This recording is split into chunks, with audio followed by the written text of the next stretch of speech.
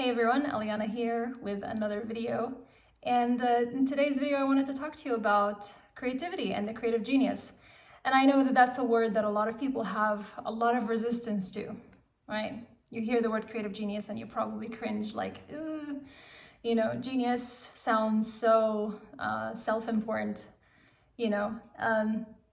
But if we understand what a creative genius is, we wouldn't have so much resistance to it. And that's part of the topic I want to talk about today. I'll get out of your way, don't worry. But creative genius, what is it? Something that everybody has, but what the heck is it? And most importantly, how do you access it? The importance of becoming everything and nothing at the same time if you want to connect with and reveal your creative genius, and what does that even mean? And the last point is unclenching your butthole. And what does that have to do with being a creative genius? All right, so if you're building a personal brand, if you are putting out content or considering putting out content, if you're creating anything that is creative, not necessarily in the creative industries, I mean, everything is creative to me, but especially if you feel like you are in a place in your life where there's something within you that wants to reveal itself. You sense that there's something bigger that wants to be created through you, and you don't understand this beast, you're kind of scared of it, and you know that part of it is your creative self-expression, it's your spiritual self-expression, then this video I think is going to be helpful to you. So first, let's talk about the concept of the creative genius. So genius is not something that you are, it's something that you have. The origin of the word is a talent or something that a person is born with as a gift, right? Actually, the origin was mostly kind of a genie or a spirit that supports the person, the baby. I forgot where this came from and what mythology or what culture started it, but that was the origin of the word. And it wasn't until a few hundred years ago that it became something that people are, and it became connected to IQ, high intelligence, and that sort of thing. And hence, that's why there's so much resistance to it, because when people hear it, it's like, I don't have that. Who am I to have that? But this innate talent, this innate ability to do something so effortlessly that you're so good at, you're such a natural at it, because you love it so much, you're so good at it because you enjoy it, so you keep practicing it, and naturally you become so good at it, and it's so effortless that you forget that you have it. Other people come to you for help, you do it without thinking about it, it kind of just happens. For a lot of people, they're not aware of it, so you don't see it as a genius, but that is the genius. And being aware of those things that come effortlessly to you, the gifts that you have, and being able to incorporate those in your work is, being of highest service really to yourself and to society. There's a great book about making that jump. It's called The Big Leap by Gay Hendricks. He has lots of books about, similar topics, even about creativity. If I'm not mistaken, I may have read a book about the creative expression by this guy, but this one, The Big Leap, talks about this jump of doing work that you're good at, that you're excellent at, versus working in your zone of genius, right? And your zone of genius is that. It's like, it's a place where it's natural for you to be beyond excellent. You're really the only one who can do that, because you've become one with this thing that it's your natural self-expression, and you're the only one who can do it because you're doing it your way. So that, your clue to your creative genius or to your genius is your passions, your curiosities, your desires, the things that, naturally you are attracted to, and you're naturally curious to try, to do, to learn about, to practice. It's not something that you're doing for a result necessarily. Of course, you would enjoy the results that come from it, but you find the thing intrinsically motivating and intrinsically joyful and meaningful. That's a clue to your zone of genius.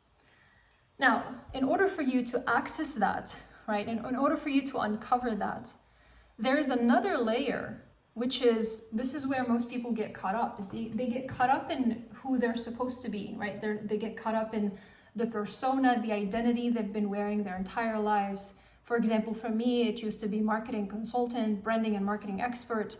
I worked with e-commerce businesses, so that was like my thing, right? And I got caught up in that identity, in that mask, in that life, so much so that I didn't allow myself to waver or experiment with other things anymore because I was afraid of letting go of my zone of excellence. But to really allow yourself to uncover everything that you can be, you have to empty your cup. Hence why I called it, I did. Let me take a step back. There is a point I forgot to mention here in the notes. Okay, I didn't write it down, but I can write it, whatever. I'm not gonna write it down. I'll just say it. The key to uncovering your creative genius is actually this concept of emptying your cup, this concept of being nothing and everything all at once, which a lot of people get confused by when they hear spiritual teachers say things like become nothing and then become everything and become infinite, and you're like, what the hell does that even mean? What it means is that when you let go of these identities, when you let go of these I am that but I am not that, I do the things this way but I don't do them this way, the duality, the picking sides, I am this but not that, I do this, I don't do that, when you let go of those things and you empty your cup, the more you can become nothing, the more you can connect to everything, right? So if you imagine that you are connected to source, which is these infinite potentials, this infinite consciousness, full of infinite creative ideas and possibilities, you already have that connection. You already have that connection at any point. You do not have to work on yourself to become someone who can channel these ideas. You already have that connection, but what's stopping you is the limitations and the boundaries and the labels that you place upon yourself, where you say, I am this, but I am not that. I do things this way. I like things this way. I don't like them this way. And you reject the other. This is different from having preferences. You are still allowed to say, I like to do things a certain way, but I don't like to do them that way. Or I have a preference for this versus that. That's fine.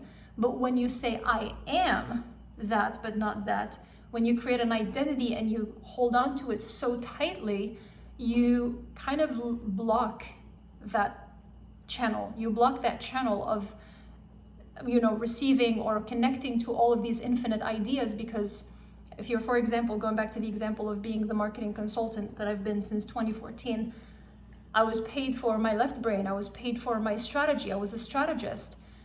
I couldn't let myself talk to clients or even allow myself to admit that I had these kind of, creative, spiritual ideas and thoughts, right?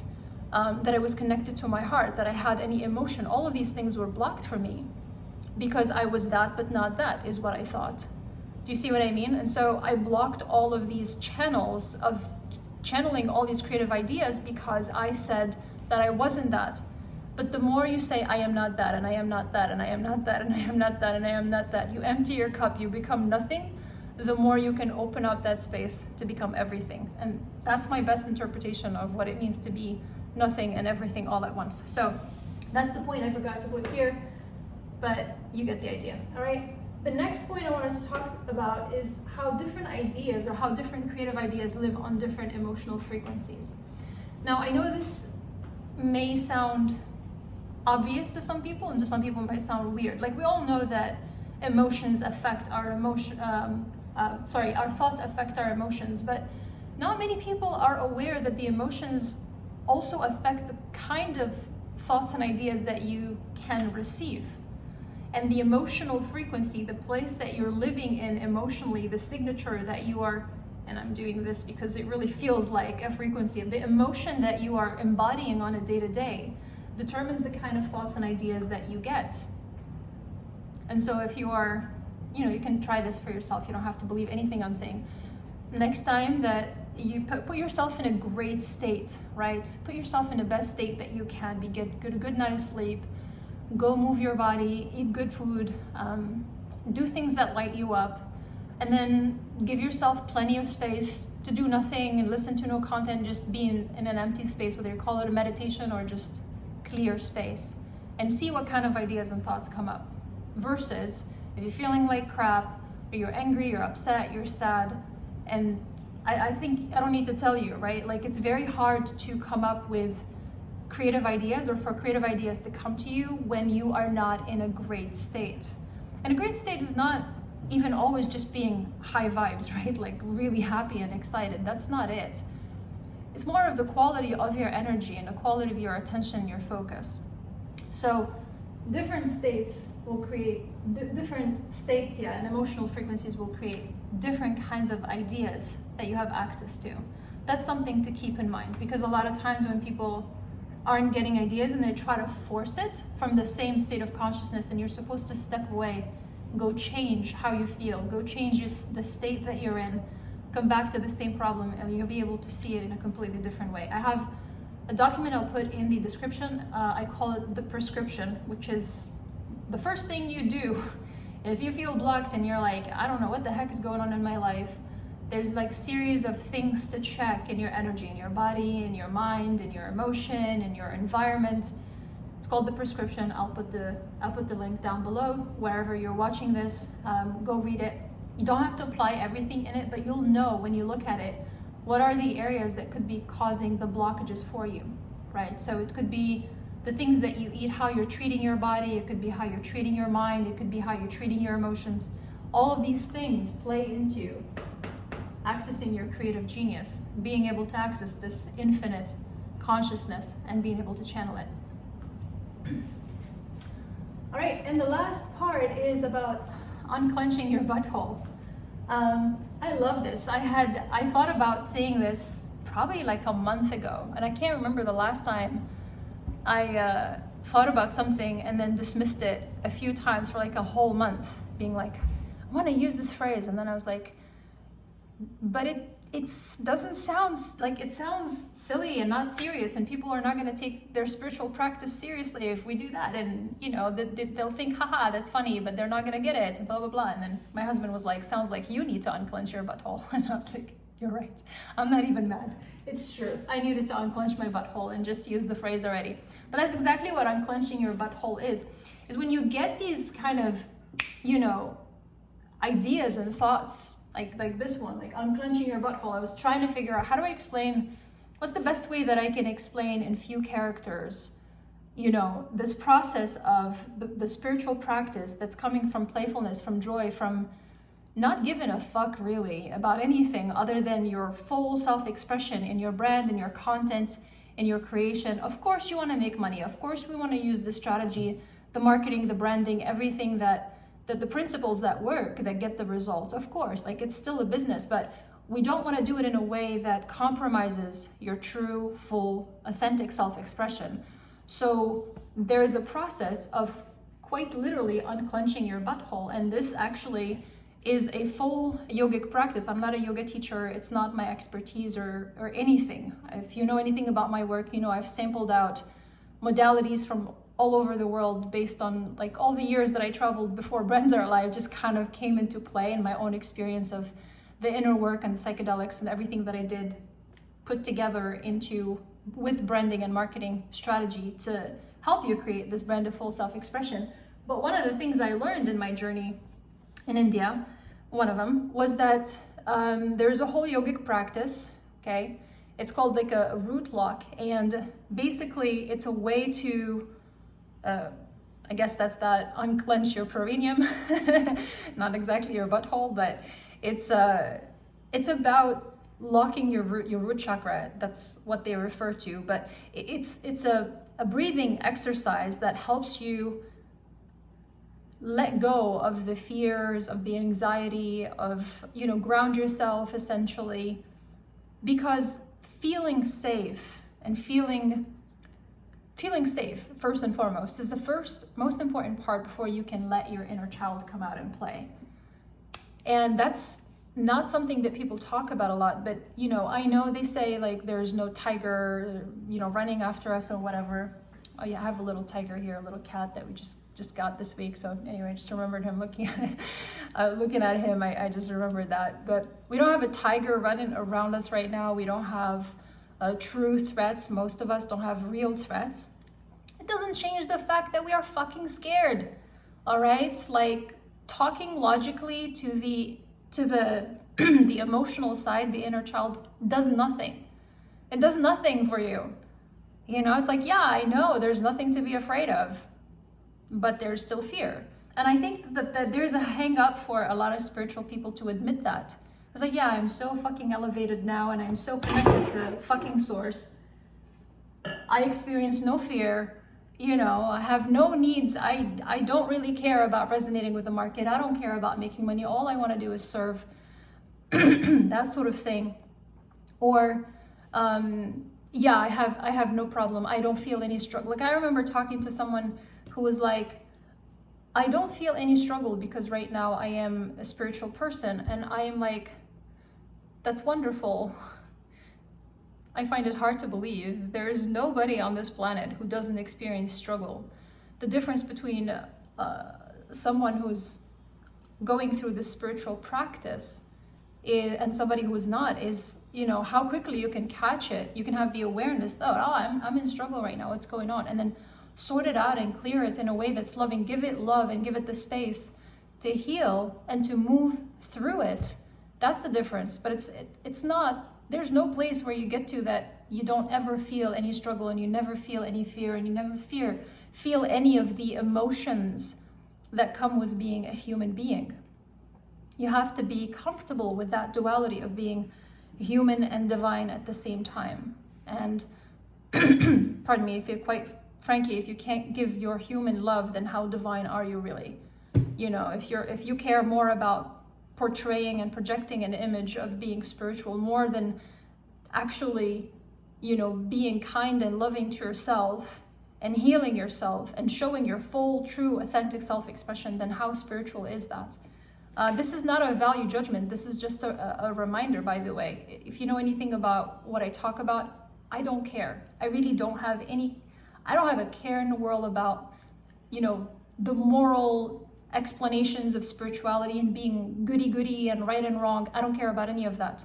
I'm just saying that if that's how you want to identify, that's the most spiritual thing you can do for yourself, is to love yourself and then love yourself some more. So anyway, I digress. I don't know, that was completely out of topic, but today we talked about your creative genius, why it's something that everyone has. Again, it's something you have. It's not who you are, it's something you have. And your clues to your creative genius is your passion, your curiosity, your interest, the things that you feel make you feel alive. That's your creative genius. And we talked about how to access it. You have to become nothing, or as close as possible to nothing. The more nothingness you can have, the more you are open to the infinite consciousness and to channel infinite creative ideas. We talked about how different ideas live on different energies or different emotional frequencies, if you will.